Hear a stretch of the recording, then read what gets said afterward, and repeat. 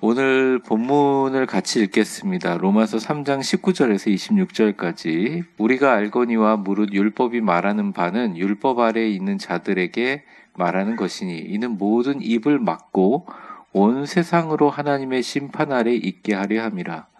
그러므로 율법의 행위로 그의 앞에 의롭다 하심을 얻을 육체가 없나니 율법으로는 죄를 깨달음이니라. 이제는 율법 외에 하나님의 한 의가 나타났으니 율법과 선지자들에게 증거를 받은 것이라. 곧 예수 그리스도를 믿음으로 말미암아 모든 믿는 자에게 미치는 하나님의 의니 차별이 없느니라. 모든 사람이 죄를 범하였음에 하나님의 영광에 이르지 못하였더니 그리스도 예수 안에 있는 속량으로 말미암아 하나님의 은혜로 값없이 의롭다 하심을 얻은 자 되었느니라.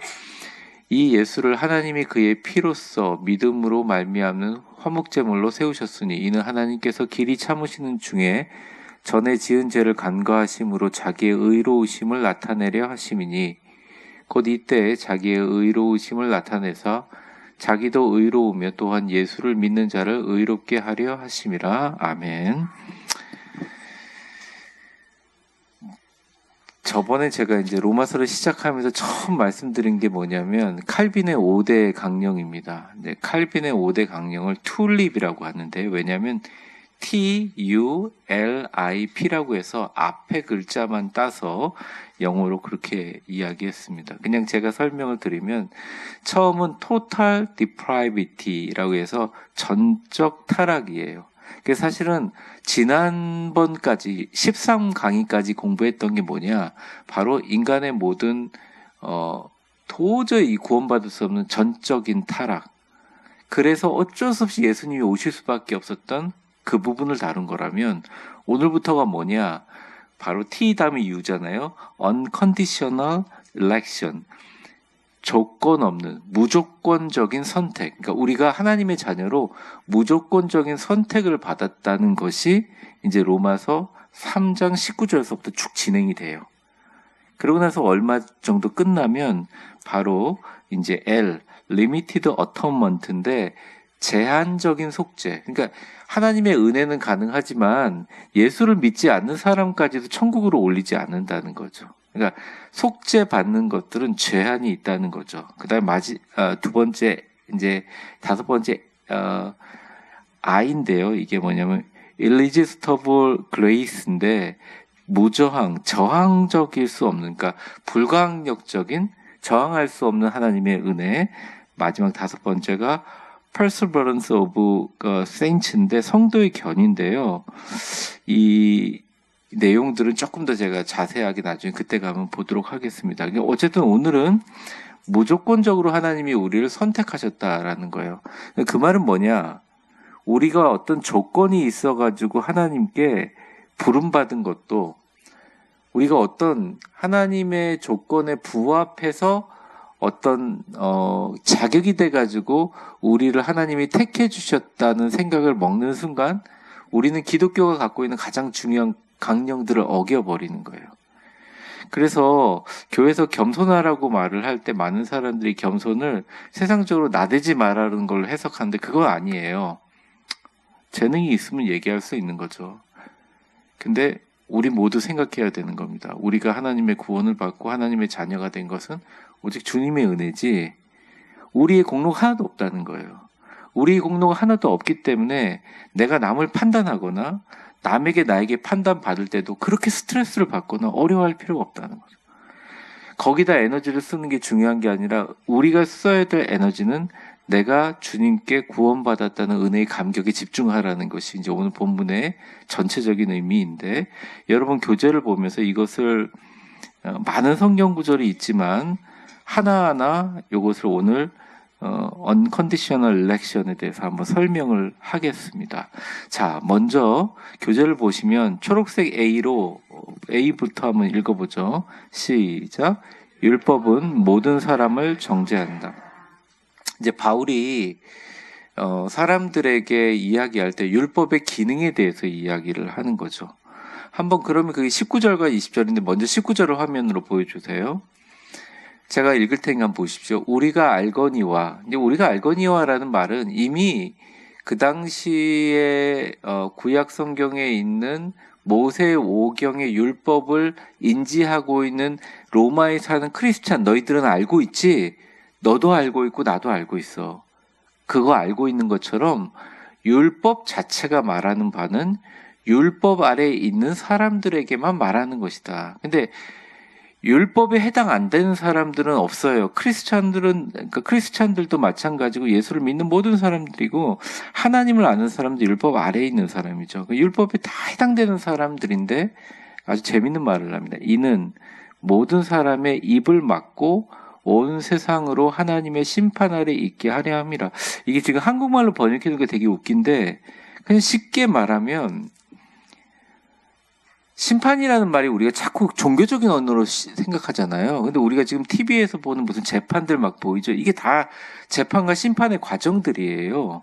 그럼 그 과정들 가운데 어떤 사람이 예를 들어서 변론을 합니다. 아니면 피고가 발언을 합니다. 근데 누가 와서 잠깐만요. 일로 좀 와보세요. 네, 봤더니 입을 이렇게 탁 막아버려요. 이게 뽀뽀하는 것처럼 보여요. 입을 막아버리는 거. 입을 막는 역할을 누가 하느냐? 율법이 한다는 거예요. 이게 무슨 말이죠? 이게 무슨 말이냐면 변명하지 마. 율법은 일단은 바울이 볼 때는 기독교적 관점을 율법은 변명하지 말라고 얘기하는 거예요.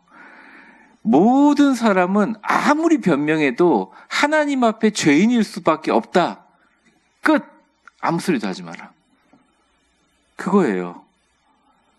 예전에 저희 아버님이 저보고 맨날 하는 소리가 아무 소리도 하지 마, 순종해 이렇게 했거든요. 되게 기분 안 좋았었거든요, 어릴 적에. 지금은 아버님이 좀 나이 드시고 아프셔서 측은한 마음이 있기는 한데 당시에는 그게 너무 스트레스가 받은. 왜냐면 막 제 여동생이 잘못한 것도 제가 다 뒤집어 쓰고 저희 여동생은 말을 잘하니까 지금도 말을 잘하시니까 뒤집어 썼는데도 예를 들어서 꽃병이 깨졌어요. 우리 여동생이 꽃병 깼거든요. 그래서 제가 그거 얘기하려고 그러는데 왕하고 여동생이 울어버리니까 어떻게 해요? 그 과정을 보고 있던 막 고모나 이모들은 답답해 미치는 거죠. 왜 이러냐고 형부 막 이런 난리가 나는 거예요. 그런데 억울하게 담에서 말을 못하는 거예요. 여러분 한번 생각을 해보세요. 우리가 여기 보면 각계각층의 도덕적인 기준을 가진 사람들이 있습니다. 그래도 교회 다닌 사람은요, 이 세상에 있는 사람들보다 도덕 기준이 높아요. 참 안타깝습니다. 상위 도덕 기준을 가진 사람들이 거리로 나오는 걸 보면 되게 솔직히 개인적으로 안타깝습니다. 그냥 명확하게 공정성에 입각해서 좀 판단했으면 좋겠어요. 그러니까 상식적인 안에서.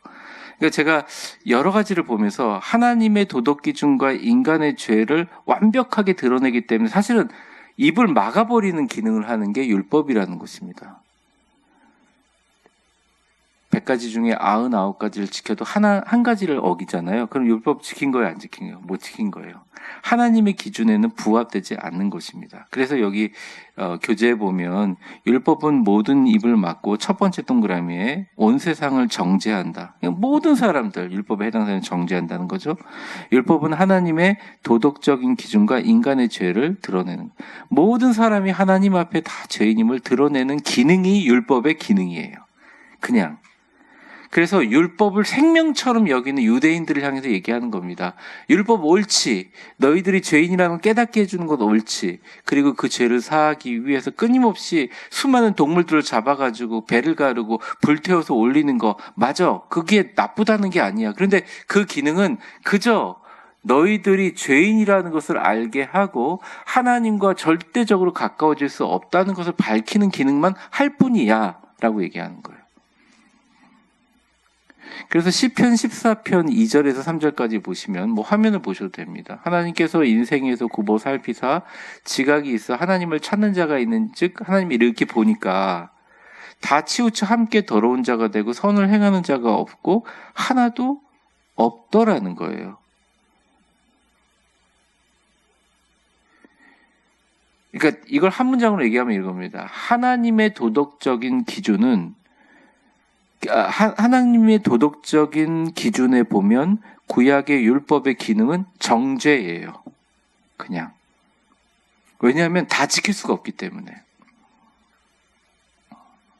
참 힘들고 슬프죠. 그 밑에 보면 핵심 진리가 이렇게 나와 있습니다.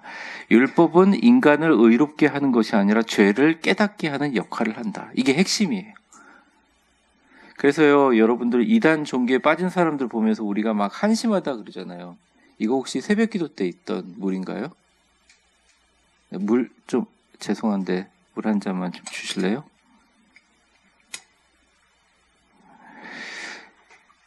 그러니까 왜 저 사람들 저렇게 매여 있지? 왜 저렇게 두려워하지?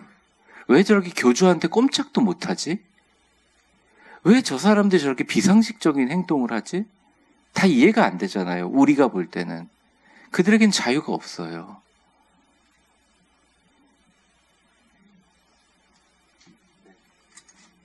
그들에게는 자유가 없는 거예요.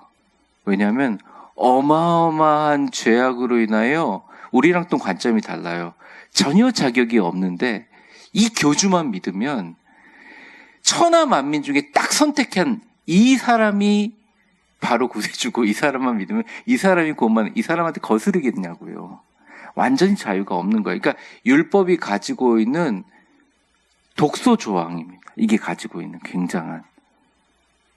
그런데 여기 보면 로마서 7장 7절에 보면 여기 우리 본문에 보면 그런즉 우리가 무슨 말을 하리요? 율법이 죄냐? 그럴 수 없느니라 이렇게 얘기합니다.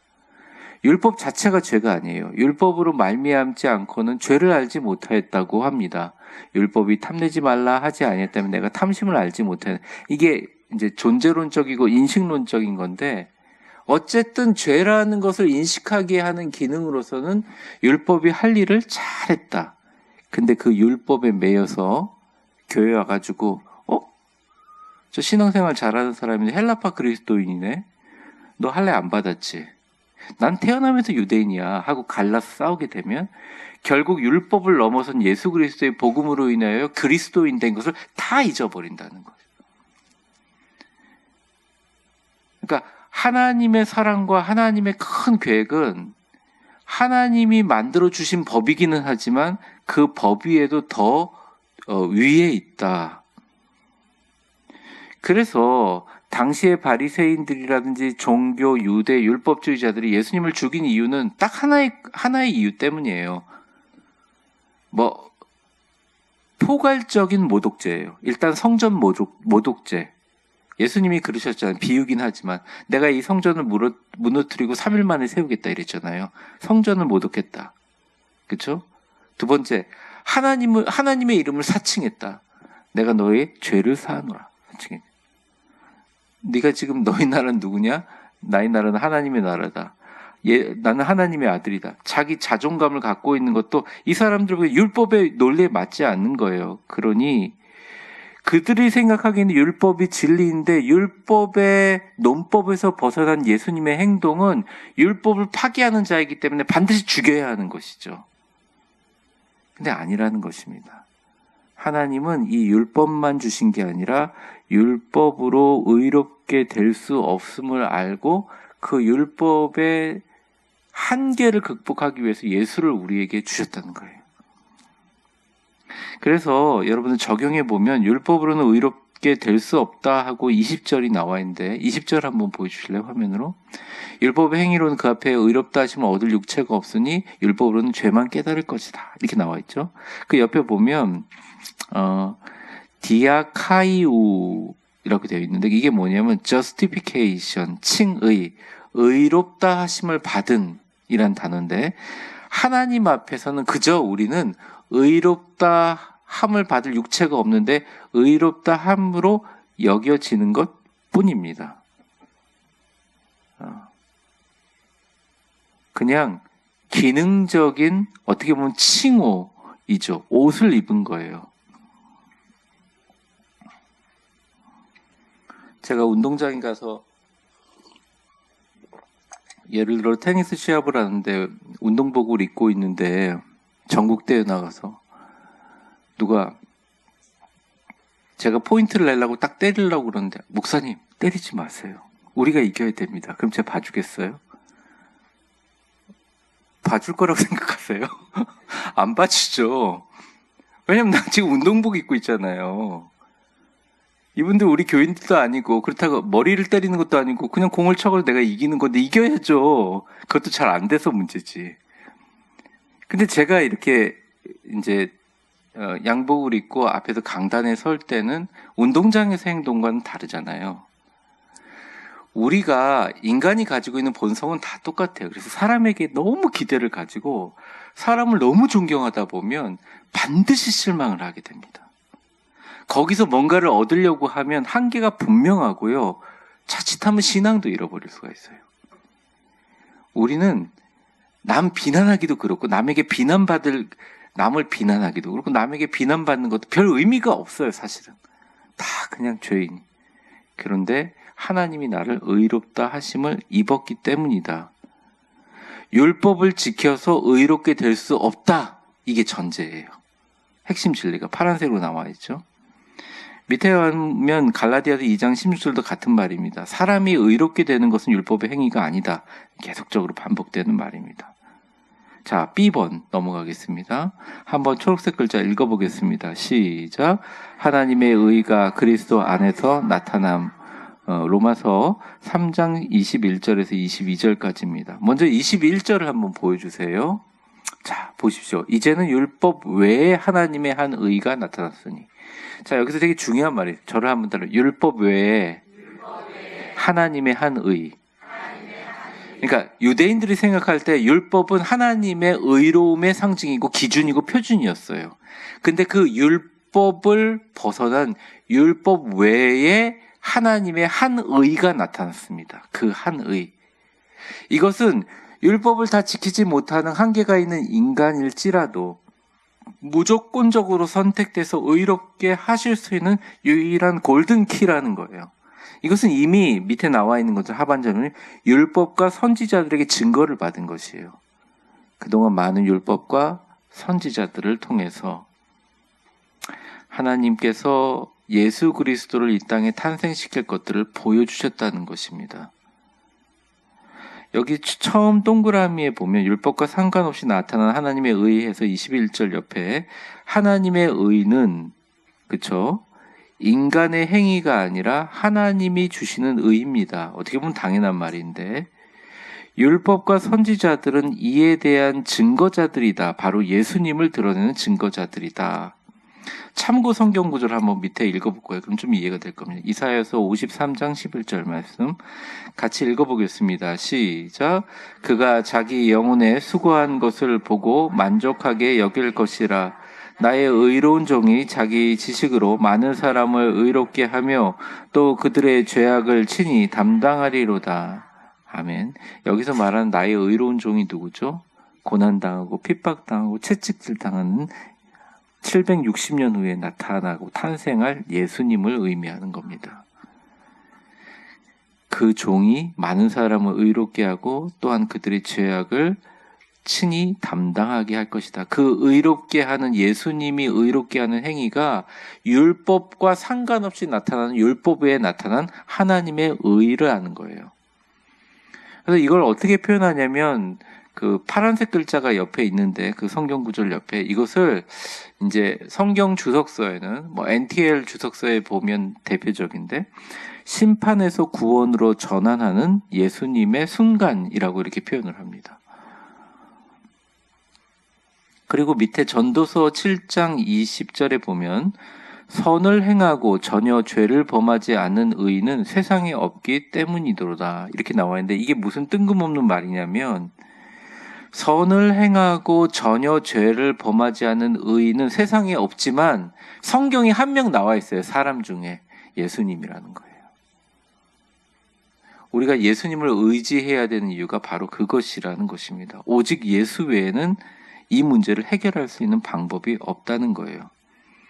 자, 22절 그 다음 절로 한번 넘어가겠습니다. 오늘 본문의 22절 보여주세요. 같이 읽겠습니다. 시작.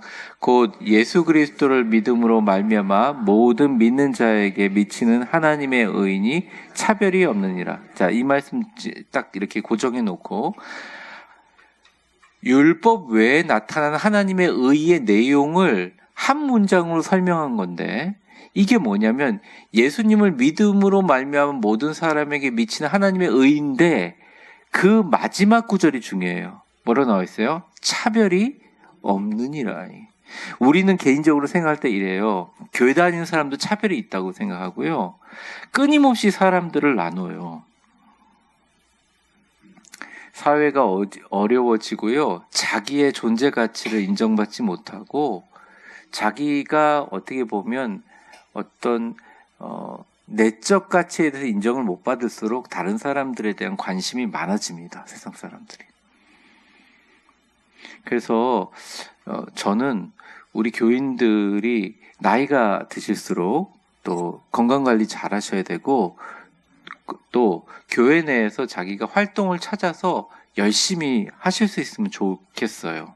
그리고 하나님의 선교라지는 사역들도 마지막 하나님께 숨을 몰아쉬는 순간까지 다양하고 다채롭게 많이 만드셨으면 좋겠어요. 왜냐하면 사람들이 심심하고, 아니면 내가 어떤 것의 가치를 인정받지 못한다고 생각하고, 아니면 나에게 너무 남는 시간이 많아질 때, 우리나라만큼 세계에서 제일 빨리 은퇴하는 나라가 어디 있어요? 너무 빨리 은퇴시키잖아요. 근데 우리나라 사람들 계속 젊어지는데 너무 빨리 은퇴시키잖아요. 그러니까 정말 자기와 믿음과 신앙의 중심이 되는데 남의 일에 관심이 너무 많아지고 세상이 양극화되는 그런 걸 보는데요. 제가 왜 이런 말씀을 하냐면, 자꾸 사람들을 나누려고 그래요. 근데 하나님이 예수님으로 주신 의는 차별이 없어요. 못된 놈은 예수님 전하면 안 되나요? 전해야 됩니다. 상처받고 우울증이 걸려서 자기 옷도 못 갈아입을 정도 정신적으로 심한 사람들이 예수님 전하면 안 되나요? 그 사람들은 병원에 있으면 아니요. 예수님 전하면 치유의 역사가 일어납니다. 이 사람은 교회를 막 욕하는 사람이에요. 누가 보면 적그리스도같이 교회를 욕하고 다니는 사람이에요. 그 사람한테 복음을 전하면 안 되나요? 아니요. 전해도 됩니다. 아니, 전해야 합니다.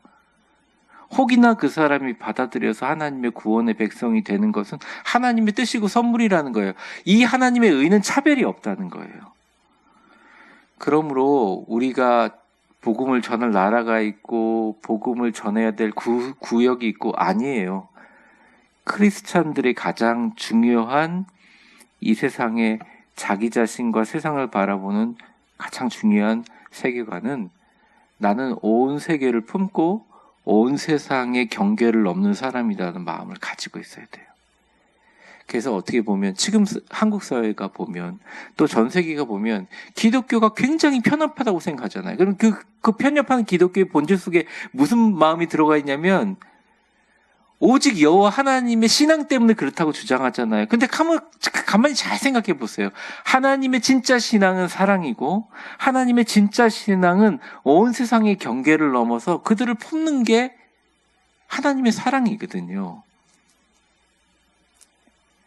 세상적인 관점을 가지고 그 관점에다 기독교 신앙을 양념으로 넣어서 신앙생활을 하려고 하지 말고, 하나님이 원래 우리에게 주신 위대한 사명과 증인으로서 복의 유통자의 그 관점 위에 세상적인 관점과 지식과 경험을 양념으로 해서 사는 거죠. 우리는 그냥. 이게 주도가 바뀌었다는 겁니다. 제가 부차적인 것들이 주가 된다는 거예요. 이야기를 다시 중점으로 돌려보면 이런 거죠. 하나님의 의는 누구에게 나타났다? 율법 외에 하나님은 예수님께 나타났다는 것입니다. 예수님은 나타나시고 인도하시고 이 땅에 계신 것은 예수님의 역할 자체가 하나님이며 인간이며 의인이 없는 이 세상에 예수님 외에는 방법이 없다. 그런데 그 예수님의 하나님의 능력은 차별 없이 모든 사람, 헬라인이나 이방인이나 자유인이나 종이나 어려운 사람이나 부자나 상관없이 모든 사람에게 차별 없이 주어진 거다. 어떤 사람들이 그러잖아요. 죽기 전에 주님을 고백하고 예수 믿고 천당 가는 사람들 보고 비아냥대는 사람 많습니다. 다른 종교에서도 그거 갖고 비난 굉장히 많이 해요. 왜 비난받을 일이죠? 라고 물으면 여러 가지 이유를 얘기합니다. 다 합당한 말이에요. 그런데 어쩔 수 없어요. 우리는 성경을 믿는 사람이니까.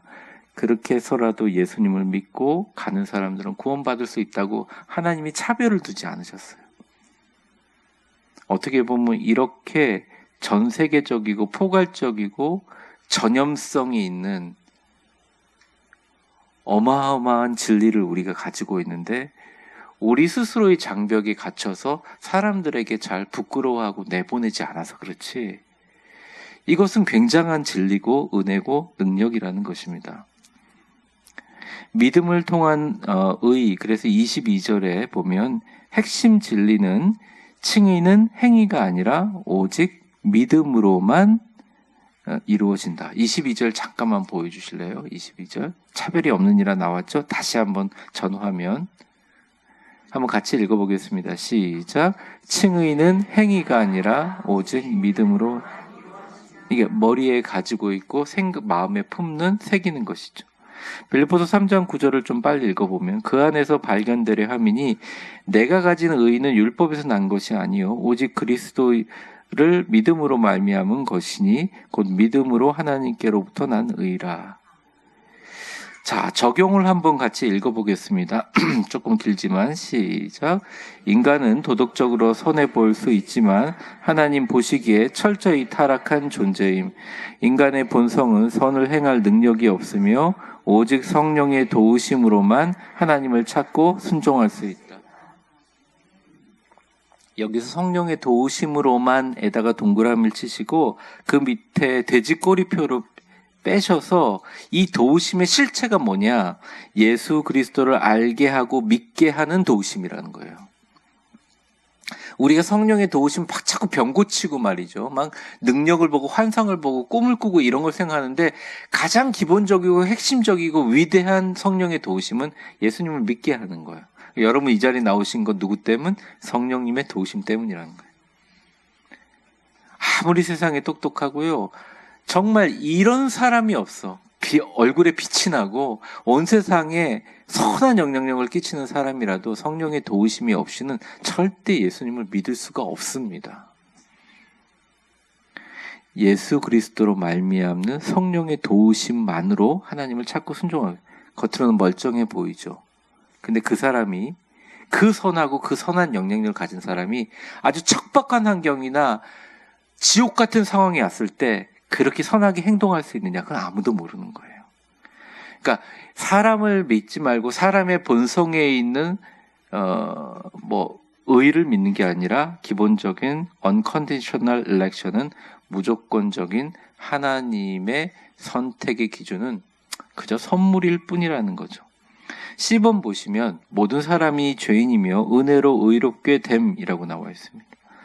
밑에 처음 동그라미 보시면 인간의 보편적인 죄 문제라고 하고 인간은 스스로 하나님께 나아갈 수 없는 존재입니다. 이 반복적인 얘기인데 23절을 한번 보여주세요.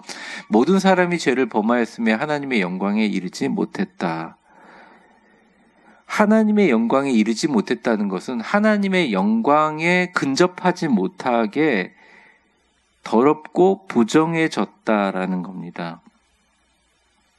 고급 식당에 들어갈 때 발가락 사이 2개 끼는 쪼리 같은 거 신고, 쪼리라고 하나요? 그게 뭐라고 그러나요? 하여튼 그런 신발 신고 반바지 입고 주머니 손 넣고 들어갈 수 있는 나라는 몇 군데 되지 않죠.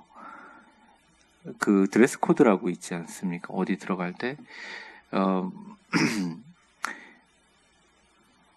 그리고요, 기본적으로 사람이 서로를 대할 때 잘 안 씻고, 아무리 이 사람이 훌륭한 사람이에요.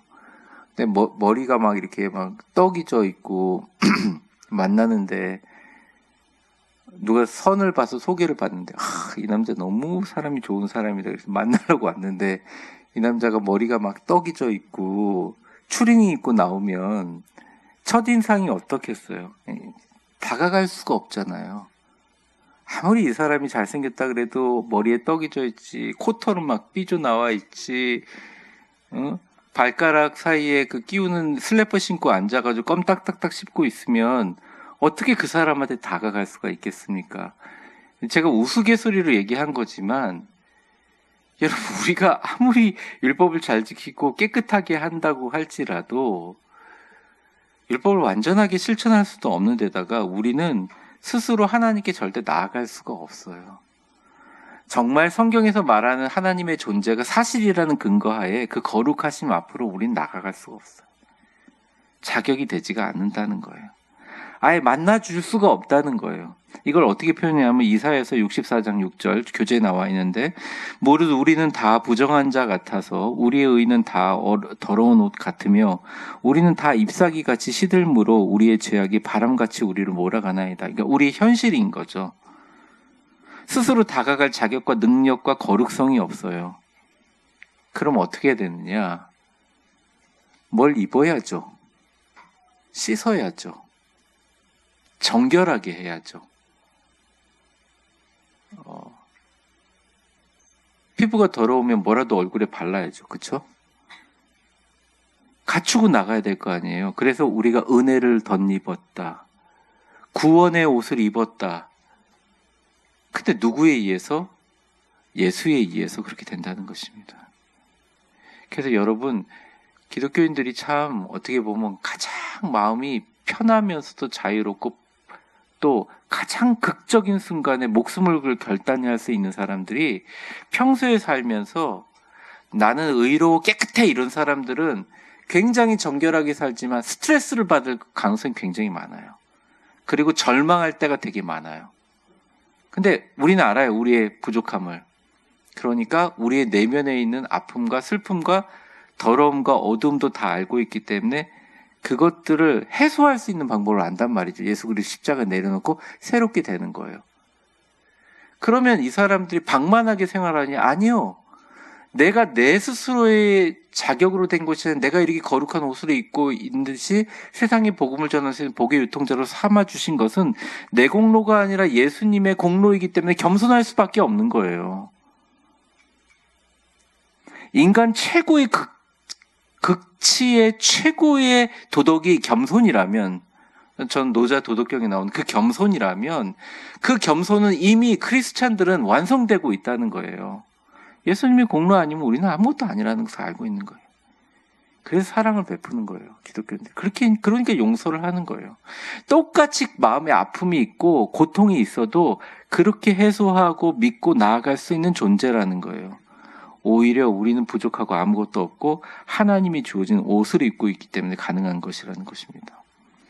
24절에 보면 은혜로 값없이 의롭게 됨을 다시 얘기합니다. 예수 그리스도 안에 있는 속량으로 말미암아 하나님의 은혜로 값없이 의롭다함을 얻은 자 되었느니라. 여기서 중요한 단어는 딱 한 가지입니다. 속량이에요. 속량. 속량은 우리가 생각하는 대로 값을 주고 산다라는 표현인데요. 국어사전에 보면 이것은 노예들을 살 때 하는 말입니다. 실제로 노예들을, 그 밑에 보면 이렇게 돼 있죠. 노예들을 값을 주고 해방하는 것, 이렇게 나와 있는데, 먼저 이제 하나님의 선물이라는 구절이 에베소서 2장 8절에서 9절인데 그걸 한번 잠깐 화면으로 보시고, 이제 하나님의 선물이니까 자랑하지 못한다. 제가 이제 선물을 드리죠. 그러니까 우리가 하나님께 선물을 받은 사람들이에요. 선물 받으니까 선물 받은 거 가지고 내가 원래 하나님의 그 선물 자체인 것처럼 자랑하지 못하는 겸손을 가지고 있지만 또 하나님의 선물을 받았기 때문에 감사하는 마음을, 겸손과 감사를 동시에 갖고 있기 때문에 세상을 승리할 수가 있다. 그런데 오늘 보면 노예의 값을 주고 사서 해방시키는 게 속량인데 마가복음 10장 45절 한번 보세요. 예수님이 하신 말씀입니다. 인자가 온 곳은 섬김을 받으려 함이 아니라 도리어 섬기려 하고, 여기서 자기는 누굽니까? 이 인자도 자기도 자기를 얘기하는, 예수님 말하는 거예요.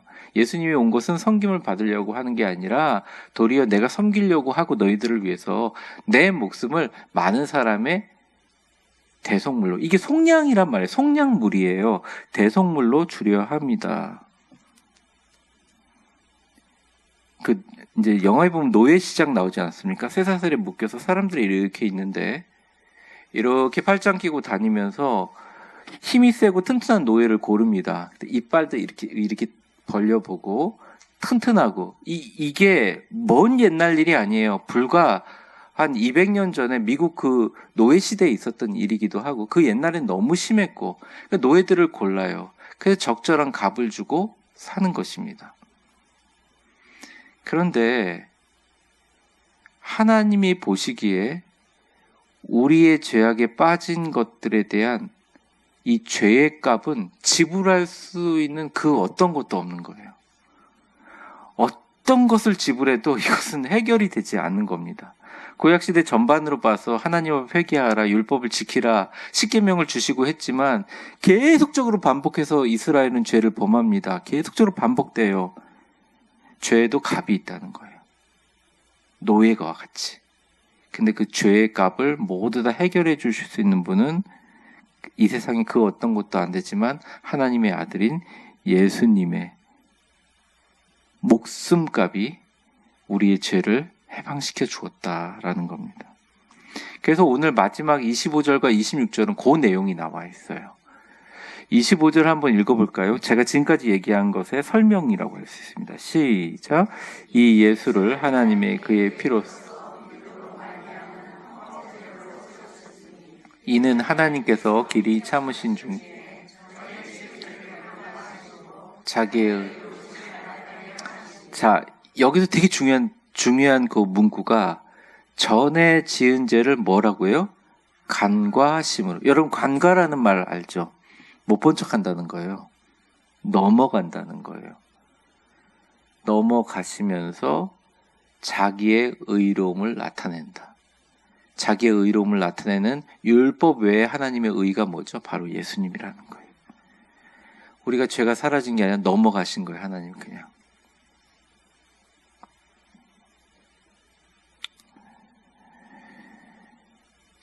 그리고 나서 이 예수를 화목제물로 세우셨다 이런 표현이 나옵니다. 여러분들 교재에 보시면 여기 보면 힐라스테리온이라는 이제 단어인데 이건 뭐 화목제물이란 단어입니다.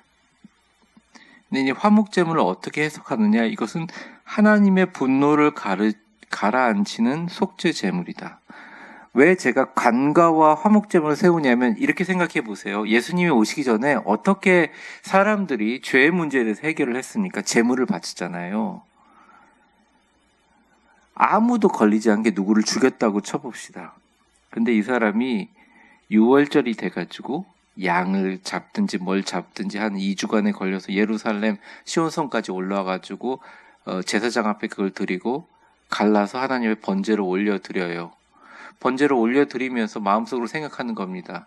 내가 원래 저렇게 죽임 당했어야 되는데 내가 키우던 그 예쁜 어린 양 이름이 뭐라고 할까요?